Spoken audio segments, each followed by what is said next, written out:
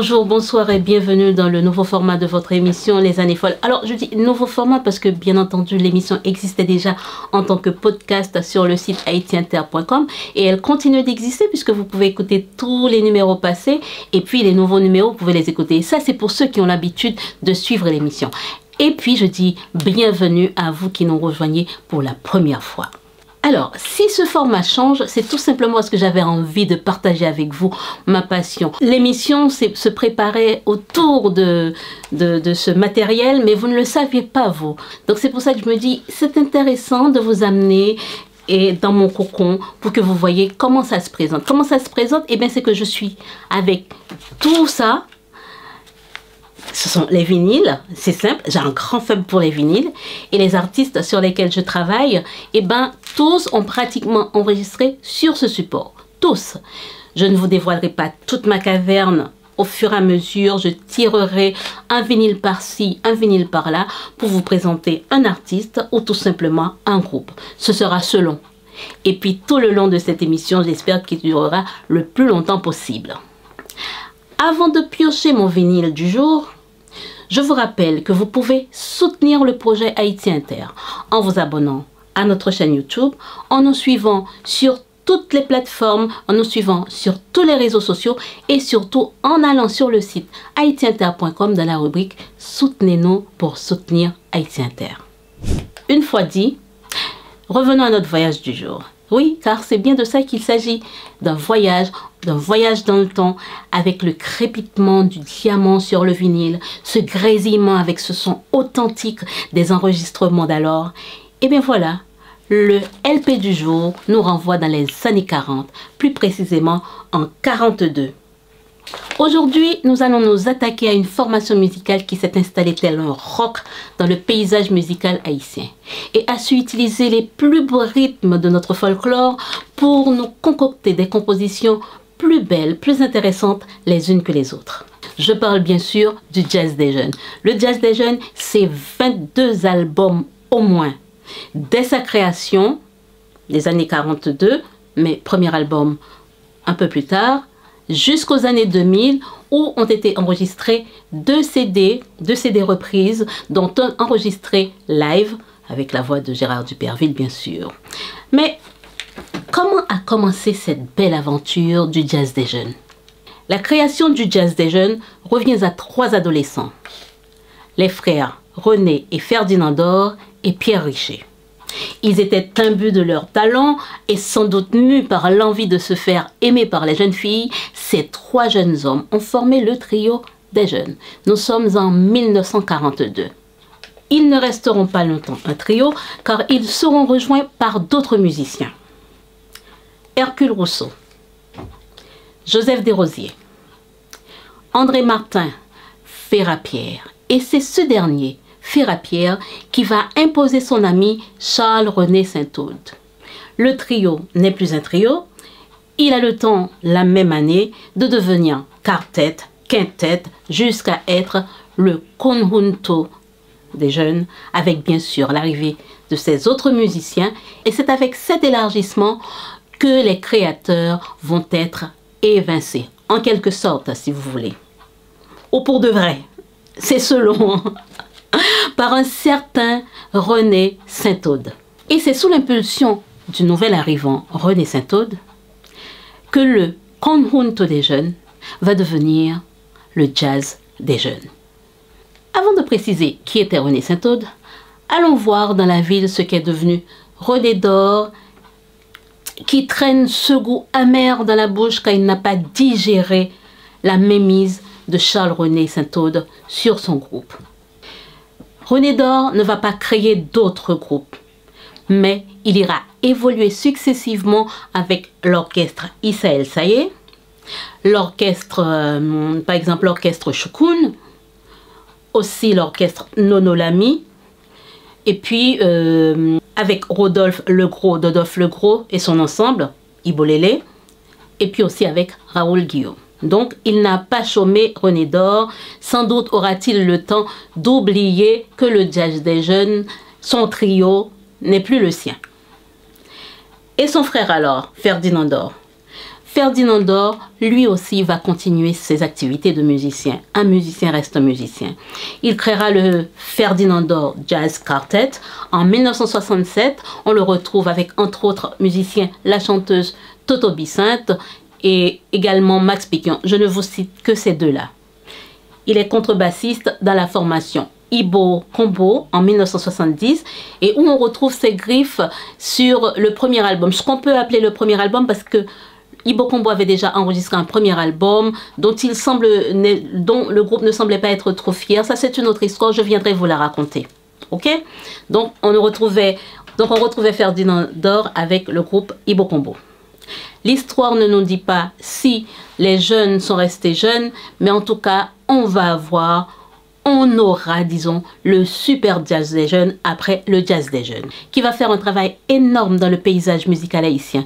Tout le long de son existence, le jazz des jeunes, je vous dis, enregistrera pas moins d'une vingtaine d'albums.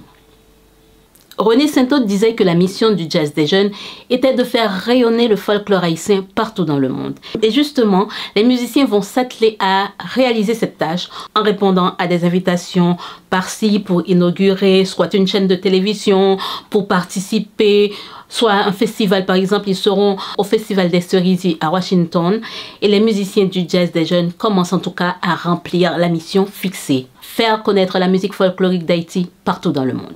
Ils sont très nombreux les musiciens ayant pris part à l'aventure des jeunes. Comme on disait à l'époque pour parler du jazz des jeunes. Mais au risque de faire des jaloux, je ne nommerai pas tout le monde. Je ne peux pas. Je nommerai entre guillemets les essentiels, c'est-à-dire les chanteurs, puisque c'est souvent eux qu'on voit et on pense, souvent à tort, bien entendu, qu'ils sont à eux seuls toute la formation musicale. C'est pas possible. Ils ne sont pas eux seuls parce qu'il y a les autres musiciens qui font le travail derrière. C'est juste que eux, les chanteurs, sont devant. Donc, pour parler des chanteurs, je pense d'abord au tout premier chanteur du jazz des jeunes, qui était Trio des jeunes à son époque. Je parle de Pierre Richer, de qui nous n'avons pas pu suivre la trace. Contrairement aux autres, nous avons pu voir où est parti Ferdinand Dor, où est parti René Dor. Mais alors lui, Pierre Richer, pas de nouvelles. Puis il y a Pierre Blin. Pierre Blin jusqu'à l'arrivée de Gérard Duperville. Il y a Luman Casimir, il y a Emmanuel Auguste, il y a Jean-Claude Félix, Serge Laens, Alex Ernst Volsi, Yvon Pompilus. Je cite les chanteurs, mais j'en profite aussi pour citer Félix Guignard, qui lui a été pianiste, puis accordéoniste au jazz des jeunes. Bon, oui d'accord, ce n'est pas un chanteur, mais il fallait le citer, Félix Guignard, dit Féfé. Revenons en 1943. Le jazz des jeunes vient d'avoir son directeur, sa tête pensante, René Saint-Aude. Mais il ne restera pas seul, car il aura un soutien de taille en la personne d'Antasildas Murat. Dès 1946, ces messieurs vont sillonner le pays pour accoucher des plus belles compositions du groupe. Mais qui est René Saint-Aude? René Saint-Aude naît au Gonaïves en 1909. Il a commencé la musique à la fanfare municipale des Gonaïves en 1930. René Saint-Aude a participé à la formation de nombreux petits orchestres. Il était saxophoniste, compositeur, mais il était aussi interprète. Vous entendrez sa voix sur le premier album enregistré, là où il chante un morceau, je ne me rappelle plus le titre, mais il a enregistré en tant que chanteur. Il restera à la tête du jazz des jeunes, devenu super jazz des jeunes, jusqu'en 1984. 4 décennies en tenant le cap sans sourciller. Vous vous rendez compte? Et si l'on parle du jazz des jeunes, une formation qui a vu passer des dizaines de musiciens dans son sein, il y a des noms sur lesquels il faut s'arrêter. Et je parle pour le coup de Gérard Duperville. Gérard Duperville était accordéoniste, parolier. Il a commencé avec le groupe Fantaisie de Miragoâne, sa ville natale. Il a joué dans l'orchestre de Louis Laens, a fait des va-et-vient entre Nemours et Sicot, et ces va-et-vient ont eu le don d'agacer Nemours. Bon, finalement, il va arrêter ses va-et-vient. Pour le retrouver, on va le retrouver finalement et cependant longtemps avec le jazz des jeunes. Gérard Duperville a aussi créé sa propre formation musicale appelée Gérard Duperville et son ensemble, mais on est tous d'accord pour dire que sa voix reste intrinsèquement lié au jazz des jeunes. Son nom, sa voix, tout quoi. Le jazz des jeunes, le super jazz des jeunes, c'est aussi Antalcidas Murat. Compositeur, parolier, arrangeur, Antalcidas Murat intègre le jazz des jeunes en 1946. Il est cornettiste, trompettiste. Les genres musicaux n'ont aucun secret pour lui, n'ont pas de limite. Il travaille tous les genres. Il s'inspire pour cela du folklore haïtien, de la nature, de tout ce qui l'entoure. C'est comme ça qu'il fait et qu'il compose, lui, Antalcidas Murat. Il sera d'ailleurs le premier à introduire les vaccines dans la musique populaire du jazz des jeunes. Vous savez, ce son-là, bon, je ne sais pas le faire, on est d'accord, mais on va le retrouver exactement dans des morceaux comme Célina, ou surtout, si vous voulez bien le reconnaître, dans le morceau Côté Mounio. Côté Mounio, par exemple, moi je ne sais pas pour vous, mais moi, la première note de Côté Mounio, je ne tiens plus en place. Hein. Déjà, j'ai l'impression que ma chaîne en rara. À chaque fois que ça passe, je me mets à danser, ça c'est sûr, et je pense que ça doit être, pour vous qui connaissez ce morceau Côté Mounio, ça doit être le cas également. Donc, nombreuses sont les compositions de Antalcidas Murat, pour ne pas dire que toutes les compositions sont de Antalcidas Murat, parce que Gérard Duperville aussi composait, il y a d'autres personnes qui composaient, mais essentiellement les compositions du jazz des jeunes reviennent à Antalcidas Murat, puis Gérard Duperville. Par exemple, Fleur de Mai, que vous avez l'habitude d'écouter. Ma Fleur de Mai, c'est une très belle composition qu'on connaît tous et que Gérard Duperville interprète à merveille, composition d'Antalcidas Murat. Antalcidas Murat décède en 1988. Sachez qu'il était aussi, en plus d'être compositeur, arrangeur parolier, il était avocat et ethnologue.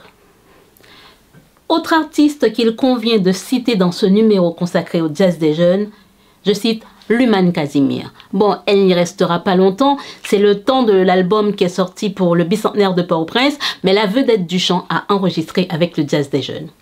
On la voit sur les photos de l'époque où en 1949, le jazz des jeunes participe, comme je viens de le dire, au bicentenaire de la ville de Port-au-Prince, grande festivité qui a vu débarquer des artistes étrangers, des touristes, alors pimpants, qui déambulaient dans les rues de Port-au-Prince, et ces festivités ont été organisées sous la présidence de Dumarsais Estimé pour fêter les 200 ans de la ville de Port-au-Prince.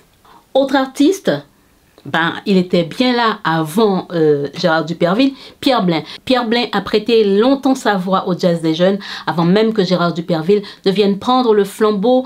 Deux chanteurs au style différent, mais qui ont apporté chacun à leur manière le charme de leur voix, leur charisme et à cette formation mythique qu'était le jazz des jeunes. Le jazz des jeunes, c'est un monument vivant dans le répertoire musical haïtien. Il nous laisse un répertoire très riche à explorer. Sur les 22 albums, alors je prends un comme ça par hasard, vous pouvez écouter, enregistré en 1960 par exemple, Souvenir d'hier. Bon là je suis obligée de regarder dans mes notes parce que je peux pas me rappeler tous les noms des albums. Vous pouvez prendre Souvenir d'hier avec des titres comme Souvenir de Saint-Marc, C'est où, 1er janvier ou encore Kafou Marassa. En 1961, vous pouvez prendre Saturday Night in Port-au-Prince. Bon, c'est un français, en franglais que je viens de parler là, qui est sorti en 2 séries, 1 et 2. En 1962, par exemple, il y a Vacances. En 1963, les musiciens célèbrent en grand genre leur 20e anniversaire. N'oubliez pas qu'ils sont nés, que le groupe est né pour de vrai en 1943 avec l'enregistrement du premier album, mais il a été créé en 1942. Donc en 1963 sort l'album le 20e anniversaire. Après il y aura d'autres albums anniversaires aussi, par exemple le 33e anniversaire qui sortira bien entendu 20 ans plus tard. Ça vous donne quoi? Moi je ne sais pas faire les calculs, je vous laisse le faire. En 1964, il y a l'album Marie sous piano. En 1969, Fleur de Mai, et avec le titre À la côté d'un famo. Ah ben oui, il y a des femmes passerat, disait Gérard Duperville. Bon, il oubliait compter le nombre d'hommes qu'il y avait, il voyait juste les femmes. Je ne sais pas pourquoi il les voyait elles seules, mais bon, ça a été chanté et on peut danser dessus aussi. En 1978, il y a un album, alors je saute, hein, pour vous dire 22 albums, je ne vais pas tous les citer. Il y a l'album Le 35e anniversaire. Et en 1982, on dira en 1983 de préférence, donc en 1982 il y a l'album Le Nouveau Style, pour dire qu'ils se mettent au temps, parce que entre 1943 et 1980, vous voyez l'âge qu'a le groupe, et bien il a fallu se réinventer. Donc avec cet album, c'est l'album Le Nouveau Style. Je vous laisserai aller écouter tout ça, vous verrez quand et comment. Et puis, leur dernier LP, parce que là on parle de vinyle, leur dernier LP sort en 1983. Et c'est justement pour fêter le 40e anniversaire en 1983. Ensuite, il va y avoir 2 albums, 2 CD qui vont sortir pour en 2002 et en 2009. C'était justement le 2009, c'était pour une sorte d'album reprise. Alors, malgré la tonne d'eau qui a coulé sous les ponts, sachez que la musique du jazz des jeunes est plus que jamais d'actualité aujourd'hui. Parce qu'elle parle de notre folklore, parce qu'elle parle d'Haïti, parce qu'elle parle de nous, parce qu'elle parle de notre culture, cette musique. Parce que toutes les compositions du jazz des jeunes parlent de nos belles campagnes, de nos belles sonorités folkloriques, associées bien sûr à quelques notes venues d'ailleurs de temps en temps, mais jamais dénaturer la musique du terroir. Voilà pour notre voyage dans le temps cette semaine avec la musique du jazz des jeunes. Je sais que vous allez me dire que vous n'avez pas pu écouter la musique. Je sais que vous allez dire que je ne vous ai pas tout dit. L'objectif, ce n'est pas de tout vous dire, ni de vous passer toutes les musiques du jazz des jeunes. Non, non. L'objectif, c'est de vous parler, de vous faire vous souvenir, vous qui avez connu l'époque, ou bien de vous faire découvrir, vous qui n'avez pas connu l'époque. Moi, ce que je vais faire, je vais en profiter pour aller écouter Tigogouin, une musique que j'adore aussi avec la voix de Gérard Duperville. Et puis, soit dit en passant, ça m'amuse tellement de voir que les femmes savent être très bien, elles savent encore aujourd'hui comment mettre à leur place les hommes, tu vois. Avec Tigog, la tapton non, ti maïmoulin, li pas bal, il sale besoin, non, le maïmoulin par bokit. Bon, trêve de plaisanterie, comme je vous dis, moi je vais profiter pour écouter ma musique. Pendant ce temps, je vous envoie par la même occasion sur notre site www.haitiinter.com, ou du moins le moyen le plus simple, c'est de télécharger l'application et ainsi vous pouvez écouter, comme je vais le faire, la musique du jazz des jeunes et bien d'autres musiques de ce même temps passé. N'oubliez pas de vous abonner à la chaîne Haïti Inter pour être informé de nos dernières vidéos. Et puis s'abonner, c'est soutenir. Soutenez-nous en vous abonnant. Je vais mettre ma musique, je vais faire tourner mon vinyle. Vous voulez voir ça? Allons-y.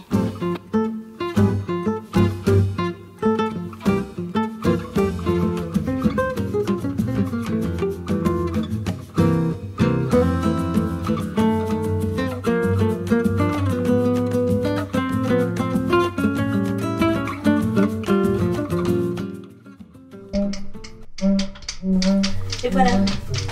Au revoir.